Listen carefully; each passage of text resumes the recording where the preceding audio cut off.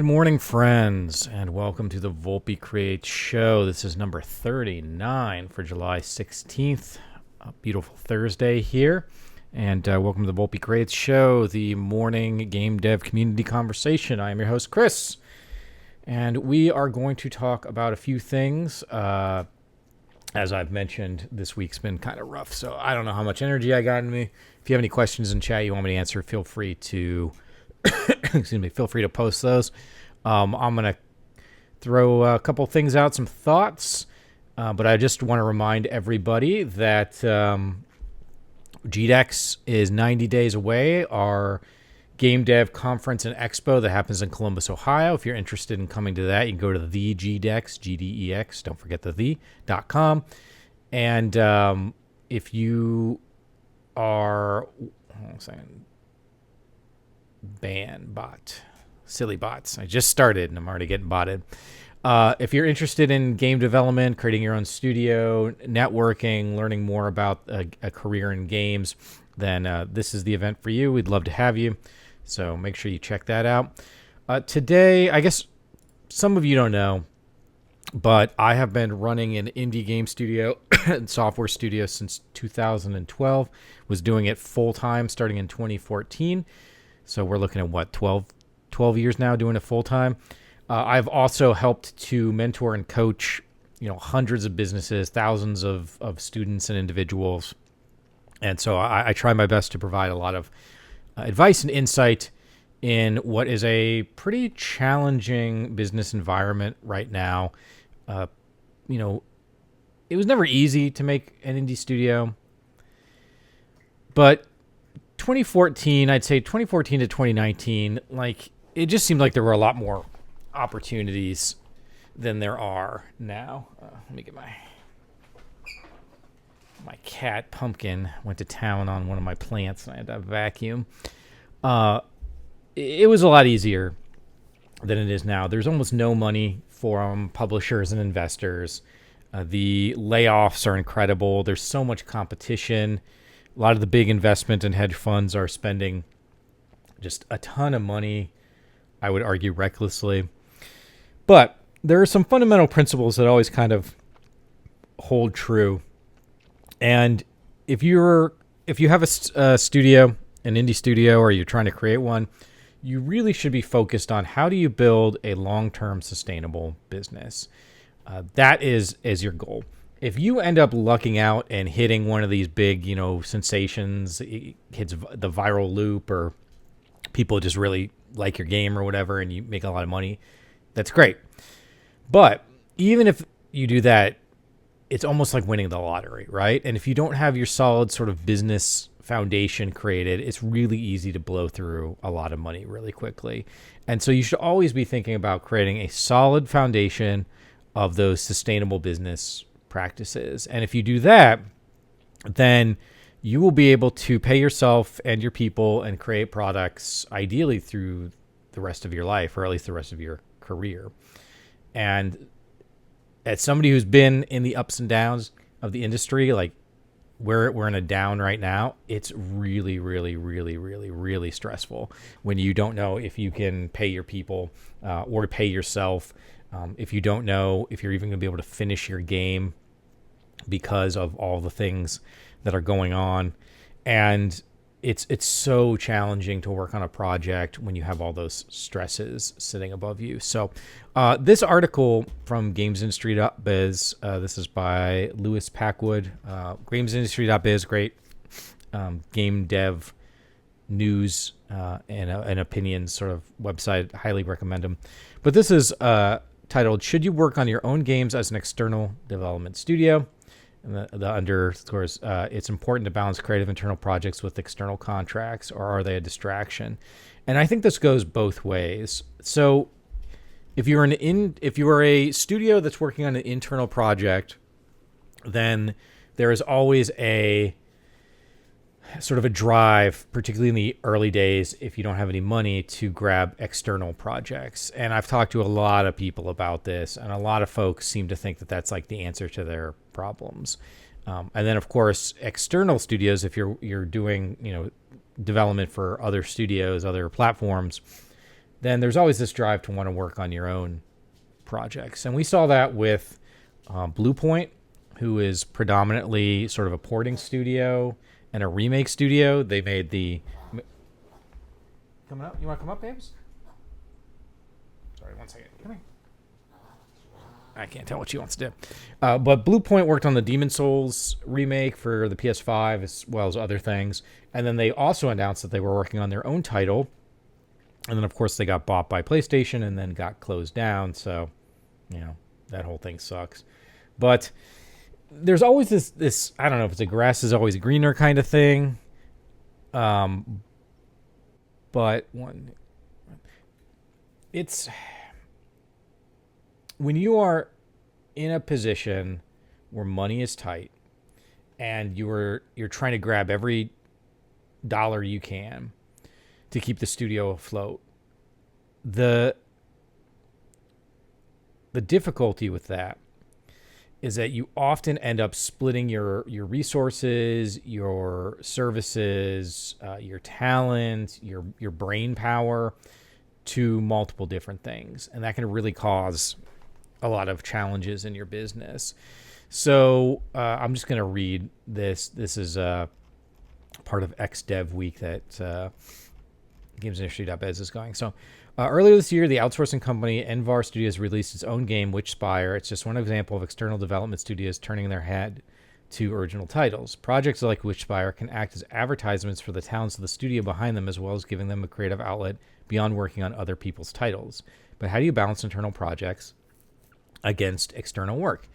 So this article goes through a bunch of things. I'm not going to read it all. The more of the story is, and this is actually where the article starts, is like these two things can coexist. Absolutely. You can be an external developer working on an internal project or an internal developer working on an external project. The thing you have to be mindful of and careful of, particularly if you're an indie studio that's starting to take on external projects, is that you begin to take on work. It brings in money, which is great. And you have to excuse me. I'm past couple of days, I don't know if it's allergies or what, but been really sort of snooty. But you start taking on these projects, and in order to sort of fulfill them, you might start bringing on talent. So maybe it's talent within your company. Maybe you start hiring externally, whatever it is. But then your burn rate, the cost that that your studio spends every month to exist, starts to go up because you're hiring more people, you're bringing on new talent. Maybe you've got to buy new software, or, you've got to buy Azure, AWS services, or whatever it happens to be, right? New tools, new computers. And then you end up at this point where your burn rate increases so much that you have to keep doing these external projects as an indie studio in order to just survive. So the golden goose, the money coming in that was going to help your studio and really help you focus on the internal projects, all that money is going out the door super quickly because you've hired all these people and you've invested all these resources into doing these external projects. And so you end up where, if you're not careful, your burn rate gets out of control and you just end up sometimes worse than when you started, and you have to start firing people. Maybe you have to start selling, some of the equipment you bought or whatever. And then you kind of look back, and besides the fact that you might be sort of from a purely business standpoint in a worse position because you're having to, so much money is going out the door. But it's also a really demoralizing thing, because when you start bringing in quite a bit of money, and there's been times where, like, we were able to have, at one point we were working on a project, a AAA expansion, and we had like 33 people that were working on this project. So we had ballooned from, like, I think we had 7 or 8 at the time to 33. And for a period of 8 months or so, like, it was pretty cool. We were working on the project. We got consistent money coming in. We were able to pay ourselves, actually more than we'd been able to pay ourselves in the past. I mean, there were years where we were paying ourselves like $1,000 or $2,000 a month, like maybe 24 grand a year if we were lucky. It was below the poverty rate. And so it was really nice to have that money coming in. And then the project got canceled. And we found ourselves in a position where we had zero income coming in because we had devoted all of our resources to this project. We had not worked on anything internal in, that 9 or 10 months. It was probably close to a year that we had done, full-time internal work, because just securing that project took so much effort. Like, there was just so much time, and we had to create, prototypes and concept art and all this stuff just to secure the project, right? Like, the project just didn't happen. So getting the project getting the contract rather across the finish line took like 3 or 4 months. Maybe actually even longer if you count just the initial conversations that started. It was probably like February to October, November, so 6 or 7 months. But anyway, so we found ourselves in this position where no money was coming in. We had 33 people, and we had to let a whole ton of people go. So we cut down to 5. But also, as a part of that, we didn't just want to like kick people out the door, like contract over, see you later. So we ended up paying folks between 2 to 4 weeks of severance, depending on, if they were full-time and part-time and what their position was and whatever.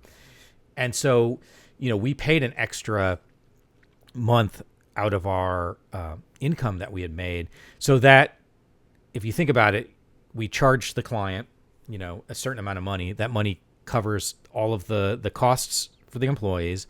The base costs are on the business and benefits. And then there's a profit margin that you need to keep because of situations like this, or, you just need the money for a rainy day or whatever. And so we ended up having to dip into the profit margin that we had made to pay everybody for that extra month, which at the end of the day meant we had like $0 left, because we used pretty much all of the profit that we had earned. So I'm using the term profit technically incorrectly here, but I think you get the idea. But that profit margin we used to help people have a month that they could go and try to find another job. And then, of course, there was some time where we had to spend doing handoffs, which we didn't get paid for. So when a contract ends, you have to do a handoff, and that requires, documentation. You'll have to like move the code over. You oftentimes have to have a meeting to like update the client about where stuff is. So all that stuff happened, and you don't really get paid for that generally, depending on the situation. And so, the project was great. Got to meet a lot of people, got to work on a cool AAA project for a while. But at the end of the day, when you really look at it, the business itself didn't end up any better than where it was. Like you kind of bought 9 months of time where you could pay people, but that was 9 months we weren't working on internal projects. We didn't really move the needle in any meaningful way for our business, and we didn't really have any. We had like a little bit of money left over.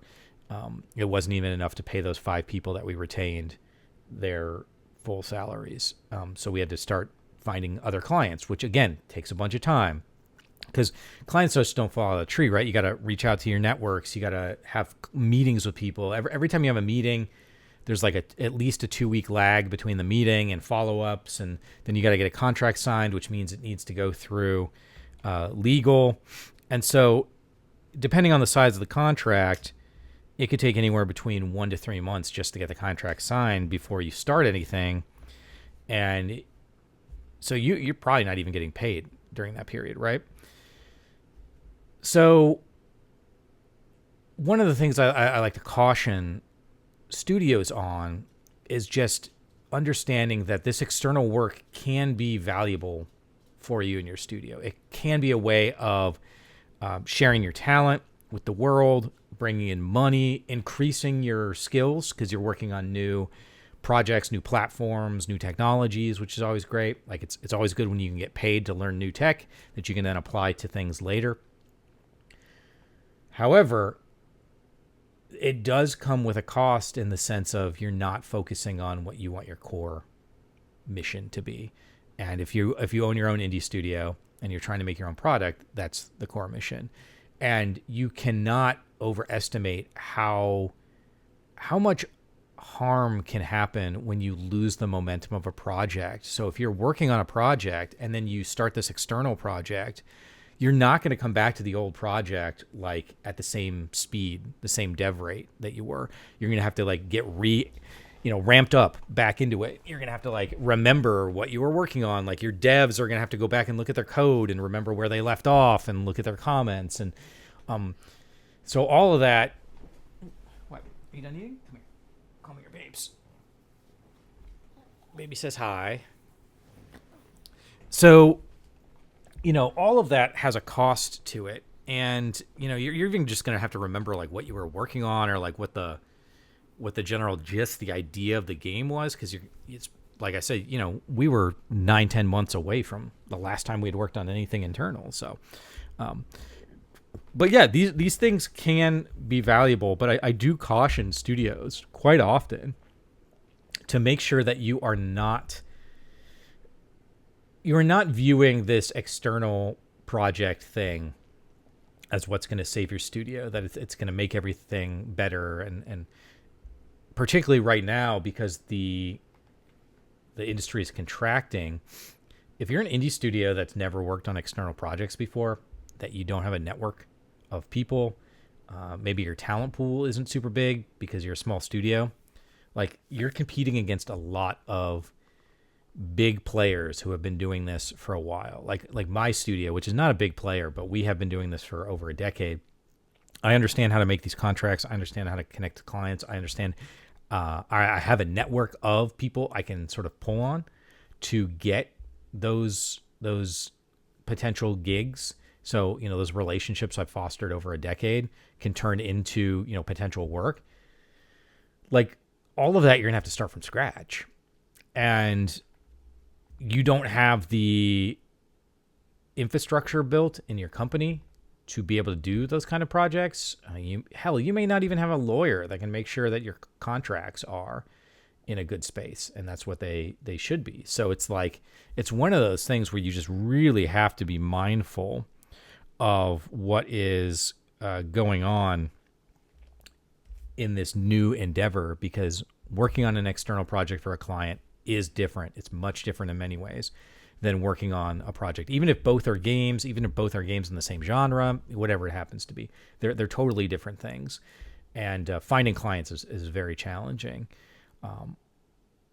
That all being said, though, if you are able to maintain this, if you are able to build those relationships and bring in work, then it is possible to utilize that work to keep your studio going. And that's, Multivarious has focused on bringing in those client projects when we need them. I mean, that's what we're doing now. We're building we're working with one of our partners to work on these interactive design projects for a museum. And that's helping to, it's going to help to pay the bills and everything. But we do have a platform we've been building on the side. And like, it does worry me that these projects that are going to be coming in, that are going to be providing us money, like, I don't want to go through 4 or 5 months of not working on this platform, this internal project, because I think this internal project's very, very, it has the potential to be very, very big and important and helpful for people.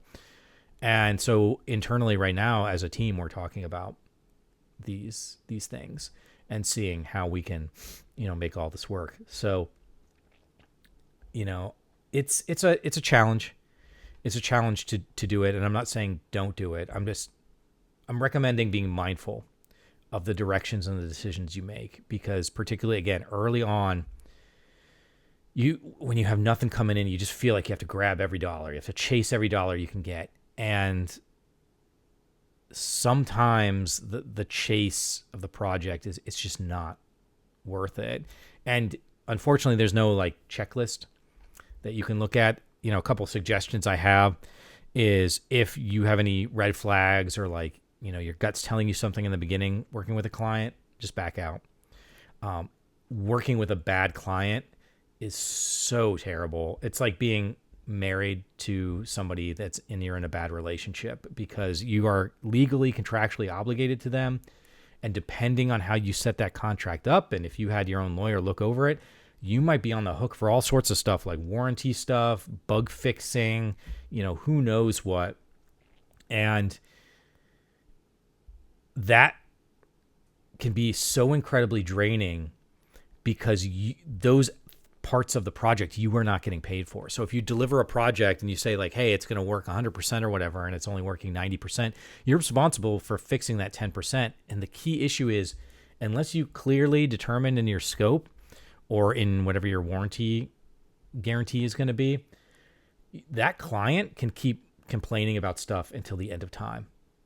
And we have had clients that were just so difficult to work with. And the other thing to keep in mind too is that a lot of times the client that you're working with is not going to be nearly as sort of tech savvy as you. They might be like the content expert on whatever their area of expertise is. So we've done a lot of stuff in healthcare and education, advertising. We've helped do a lot of like training stuff. So we might get brought in to create like an interactive training simulation. We're not the content experts in that. Like we almost worked on a project for an airplane company. I don't know anything about airplanes, right? Like you can give us the specs and we can try to build it, but I don't know which piece goes where if it's not in the spec. I don't know why any of these pieces are connected in the way they are. We're just building them according to the spec sheet. And so you aren't necessarily going to know their end, but they're not going to know your end. And so they may have expectations about how this app or game or whatever is going to work. And those expectations are really out of line. So you need to spend a lot of time navigating conversations with your clients and making sure that, it's very clear what you were making and why you were making it, and how you're making it. And so that can be really challenging. And we've had projects that have lasted months past when we handed the final deliverable, because they kept complaining about stuff. And at one point, for some projects, I've had to be like, look, we've given you a well-functioning app within reasonable industry standards. The stuff you're asking for now is not a part of the original scope. It should be part of a change request, and they just don't want to pay any extra money. And you have to be like, okay, well, we're going to end this project here. We need to step away. This is the money you owe us. And maybe they won't pay, or maybe they will argue with you, or maybe they will threaten to sue. And so it's a really challenging, surprise, surprise, most people are not willing to give up money, right? Particularly if they don't feel like they got the project delivered the way that they wanted. So there's a lot of those challenges in there, but it's totally possible. And as you get better at it, you're gonna learn. You're gonna be able to identify these red flags.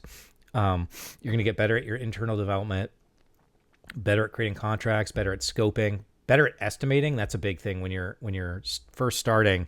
You're not going to be as good at estimating your projects. So you might create a scope for a client or your internal project, and you scope it out, and it's just not going to work the way it's going to. So I have this joke. It's a little facetious, but I have this saying, which is everything takes 3 times longer than you think it's going to and costs twice as much. Now, generally, it doesn't take 3 times longer or cost twice as much, but like the point is you should be prepared for whatever you have estimated to be off. And most people that I've found generally overestimate their abilities and underestimate things going wrong. So it's always wise to build in like what would be a contingency. I call it an inefficiency rate. I don't say inefficiency rate on the contract. I just build it into the pricing. But that rate is going to cover stuff like your internet goes down, your power goes down, COVID happens, and all of a sudden you've got to completely reorient your company in a way. So, you're going to need to build out some percentage, usually around 20 to 25% is pretty reasonable. So, take how long you think the scope is going to be and then add 20 to 25% to it. So if it's 100 hours, say it's going to take 120, 125 hours, something like that, just to build in that extra bit of time. Because the other thing when you're negotiating, and maybe I'll do another video just about creating contracts. Let me know in the comments if that's something you'd be interested in. But the other thing that you need to keep in mind is that something is always going to go wrong. It's just always going to go wrong. Even if you scope and estimate it out as best you can. Like, something's just gonna happen, and if it doesn't, and you end up, finishing the project early, great. And if it does, you've got a little bit of buffer, because most companies you work with, and this is the big thing, when you provide them the contract with the estimate and the costs, they're going to build that into their budget. And let's say it's, I don't know, $50,000, right? They're going to build that $50,000 into their budget. They're going to line item that out, and that's what they're going to be prepared to spend. And so if you finish ahead of time and on schedule, they're already prepared to give you the $50,000. Now, keeping in mind, if you say it's going to take like 6 months and you do it in 2 months, they're probably going to have some questions. But, generally that doesn't happen. But they're prepared to give you the money they agreed on. But if you come back and you're like, hey, this is going to cost $10,000, $20,000 more than we thought, there's a large chance you're not going to get that money.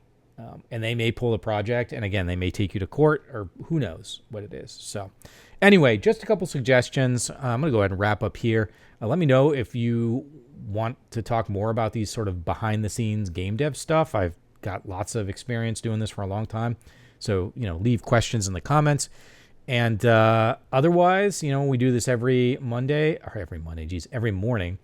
at 9:30 Eastern time. We do it on Twitch, on my Volpe Creates Twitch. And then I also post this to my Volpe Creates YouTube channel. Reminder, check out GDEX. We have the sandbox.space if you want to join our professional game dev Discord channel. That's free to join. But we're always around. We do mentorships. We do portfolio reviews. We do all sorts of community stuff. So just let us know if you're interested. I'm always around, and really appreciate you being here. I hope you have a wonderful day, and I will see you tomorrow.